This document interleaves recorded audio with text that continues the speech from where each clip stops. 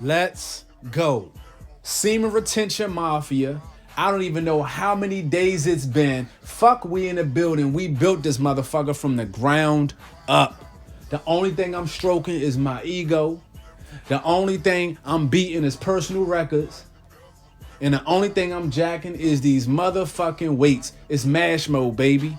Like I said, I don't even know how many days it's been. No fucks or nuts given. Semen retention mafia. I'm a made man. So before I get into the topic at hand, I wanted to thank two men that are really out there, you see what I'm saying, making moves, and that's Akeem Thompson. I hope I'm saying it right. And Jeremy Sizz. You know, y'all really motivated me to keep doing what I'm doing, man. And to be honest, I can't thank y'all enough because I put out this content for y'all. I put this content out there for men that are actually out there, changing the world.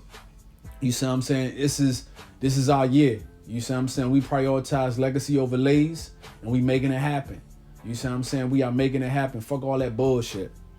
So what I wanted to talk about today was how a woman is a woman is a woman is a woman. And the military taught me that. Let me say it again. A woman is a woman is a woman is a woman. And the military taught me that. Now, excuse me. First and foremost, I only thought girls from my city were wild. You see what I'm saying? I only thought girls from my city was fucking for free. I only thought girls from my city was getting tossed up and trains ran on them. You see what I'm saying? That's just because that was my only frame of reference at that time. So, mind you, I joined the army at 17 years old. You see what I'm saying? Like, I've been doing this shit for a minute. So your favorite, so a lot of people's favorite content creators, you see what I'm saying? They need to put some respect on my name. I've been doing this shit for a minute. Like I said, I'm 36 years old. I joined the military at 17, you see what I'm saying? And I came off a world tour in 05 and had been to 7 countries. So it's nothing they can't tell me that I haven't seen or done before a million times over. You see what I'm saying? So, like I said, my first enlistment, you see what I'm saying? I was combat arms, and when I reclassed, I was co-ed. And I started to train with women. I had never trained with women before. So I was introduced to women from Poinet, Wisconsin, Kokomo, Indiana, East Chicago, Indiana, all these off the wall places. And, they were good girls, or so I thought. You see what I'm saying? Like it was just so crazy because, you had all of these different women from all of these different places, from all of these different, ethnic backgrounds. But yet one thing remained the same, that if you push their buttons, that if they were given the opportunity, they would take it. Now, let me explain. Okay, so in basic training, right, especially Jones that is kind of co-ed, but it's kind of broken off. Basic training is 15 weeks, if I'm not mistaken. So 15 weeks. You got women that haven't had any interaction with the opposite sex. You see what I'm saying? So when they get their first little taste of freedom, they go wild. And I saw this shit firsthand because at the 6 weeks, we got our first break, right? So first we had, and I think we just had like a day pass or whatever. We were just able to go out for the day. You see what I'm saying? So I never forget, they gave us our pass. We got to go to the break room, and everybody putting in their civilian clothes, girls starting to come in, and you see people start looking, right? And then the girl that I was talking to at the time, she came in last. The whole day room shut up. You see what I'm saying? Everybody turned to look at her and then looked at me. You see what I'm saying? Put some respect on my name, son. Put some respect on my motherfucking name. I'm YPG Betancourt, the coldest and the tholdest. So anyways, they turned and looked at me because they knew what was about to happen. Now, just a disclaimer, she was from the same city as me, and that's how me and her, linked up off of that commonality. So I'm not really going to talk about that story too much because, like I said, we had the fact that we were from the same city in common. So that was nothing. That's a whole nother story. What I will say is that, I was mashing on bitches. I was mashing. And one thing my drill sergeant told me, this is the first time I had ever heard that, he pulled me to the side. He was like, hey, let me tell you something. He's like, you can take the play out the hood, but you can't take the hood out the player. Keep your nose on the swivel. And I was like, what you talking about, Drill Sergeant? And he was like, look, keep your head on the swivel. I said, all right, cool. Leave it at that. Now, what he meant by that was, son, I was knocking them left and right. You see what I'm saying? My name was out there because, mind you, I didn't know it was that easy, though. So another disclaimer, right? There was no game involved here. There was no game involved at all here. I wasn't negging bitches. I wasn't opening them, closing them. I was mashing. You see what I'm saying? I'm gonna explain that later. For example, right? For example, I was on CQ one day, and the drill sergeant that was on duty, you see what I'm saying? He was in the military with my brother. So he saw me. He saw my last name. He was like, "Hey, you related to such and such? You know, that's a real distinct name. You related to such and such?" I said, "Yeah, that's my brother." He's like, "Stop playing." I said, "Nah, for real." So I let him talk on the phone. They caught up and they was cool. He was like, "Hey, square business." You see what I'm saying? I didn't know that was your folks. Yeah, you know, he was my man. You know, we used to make moves back in the day. I said, "All right, cool." Left it at that, right? And so I had CQ duty with this joint from Milwaukee. You see what I'm saying? Nice little piece of change. Not to mention, by that point, I hadn't gotten laid in, I don't know, like a month, 2 months. Nice little piece of change. We were just sitting there chopping game. And, you know, there's a voice that I listen to. There's a voice that I listen to that tells me when to go walnuts. That tells me when to go balls to the wall. So I said, all right, fuck it. I'm about to roll the dice.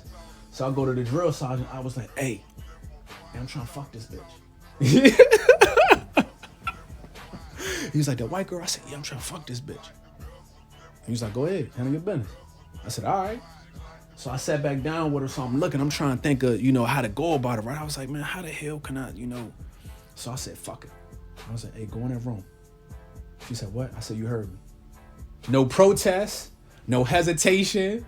You see what I'm saying? She got up, she started walking, and I was like, who's the motherfucking man? I was like, who's the motherfucking man? I am. You see what I'm saying? I'm not even gonna lie. She got me out the way in like 5 strokes, son. That joint was potent.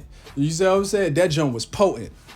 But the moral of the story is I never been no punk ass dude when it came to going at females. That's why when people be talking about that cold approach is beta shit, man, they some suckers. Suck my cock, man. They scared. You see what I'm saying?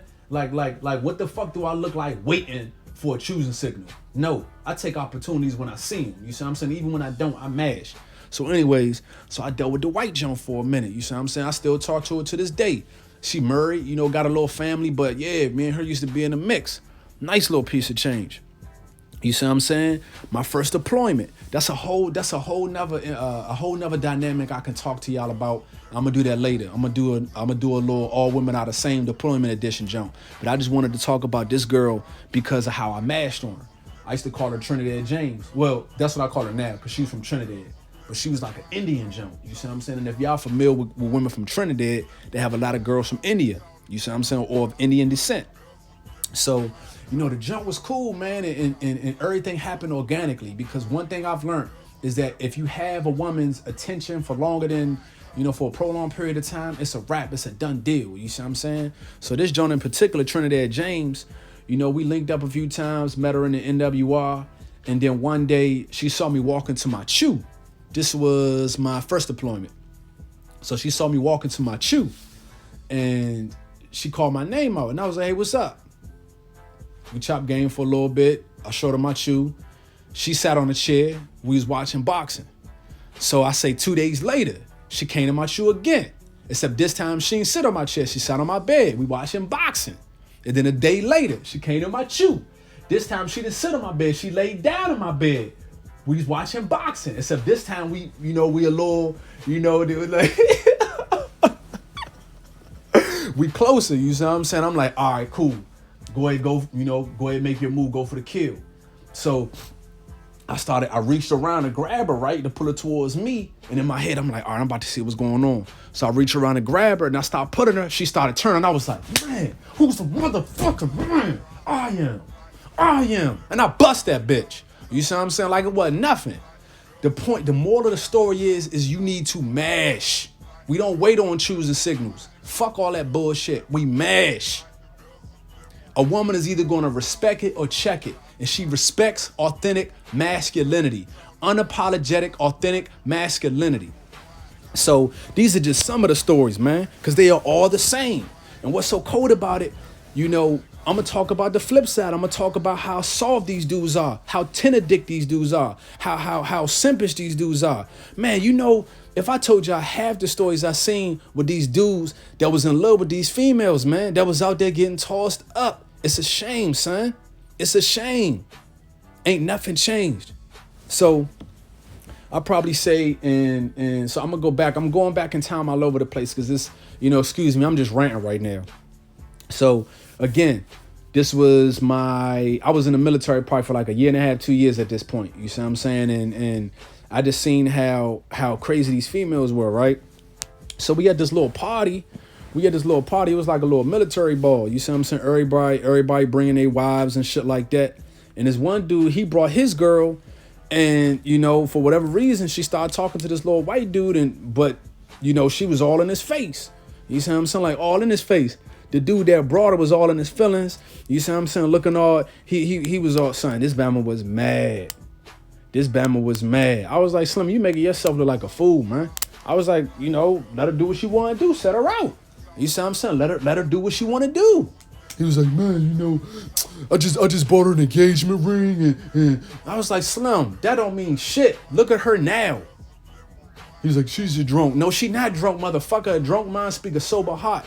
I was like, if you leave her alone, if you don't say nothing, if you just let things play out, that white Bama gonna have her legs up in the air. You see what I'm saying? You gonna be looking like a sucker. What's up? And he was sitting there getting mad over this bitch. I'm like, let her do what she wants to do. Let her do what she wants to do. We don't judge women here. Female nature is what it is. It's not bad nor good. It is what it is. Let her do what she wants to do. This motherfucker sitting there crying by the grog bowl. This motherfucker was sitting there crying by the grog bowl. So let me tell y'all another story, right? So I'm in Qatar. You see what I'm saying? Because this is my second deployment. They allowed us to go on a 4-day pass. You see what I'm saying? And I had never been to Qatar before. So we had went to the capital, which was Doha. And you had people from the Army there, people from the Marines, the Air Force, the Coast Guard, the Navy, so on and so forth. So everybody's mingling and jingling. And this is how old I am, son. Gears of War just came out. The original Gears of War just came out. So we in that jump, right?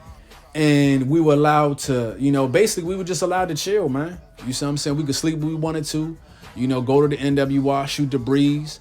And I remember because they allowed us to have, I think it was, because we had 3 tickets, right? So we could drink alcohol, which was a recipe for disaster. Let me tell you why. So we had 3 tickets. We could get either 2 beers or 1 shot, or I think like 3, some shit like that. But people were scalping them tickets. You see what I'm saying? So somebody would keep like 3 or 4 tickets and be like, hey, look, you give me $30, I give you 4 of these joints. You give me $60, I give you 5 of these joints. So motherfuckers was getting loaded. You see what I'm saying? And I'm looking around like, man, it's a recipe for disaster. You see what I'm saying? You got all these bitches up in here. You got all these dudes up in here with their chest sticking out. I don't really like this. You see what I'm saying? So, you know, motherfuckers start testing each other. I was like, hey, look, I'm about to go ahead and shake the spot. Come to find out, I left, right? So, because again, I was only out there for 4 days. So I left. Word around town was that somebody had got stabbed. Over who? A female. Over a female. So I'm not surprised. You got motherfuckers singing on a corner. You know, you got 4 motherfuckers standing in the cold singing on a corner about a female, man. You got girls on OnlyFans buying houses and Phantoms and Bentleys because these sucker ass tender dick dudes, man. That's not how we operate. Retention mafia. I don't even know how many days it's been. Slim, we taking the world over, man. We taking the world over. Prioritize your legacy overlays. They're all the same. They are all the same. A woman is a woman is a woman is a woman. These are just some of the stories. I didn't even break them down in detail. I got more stories than I even know.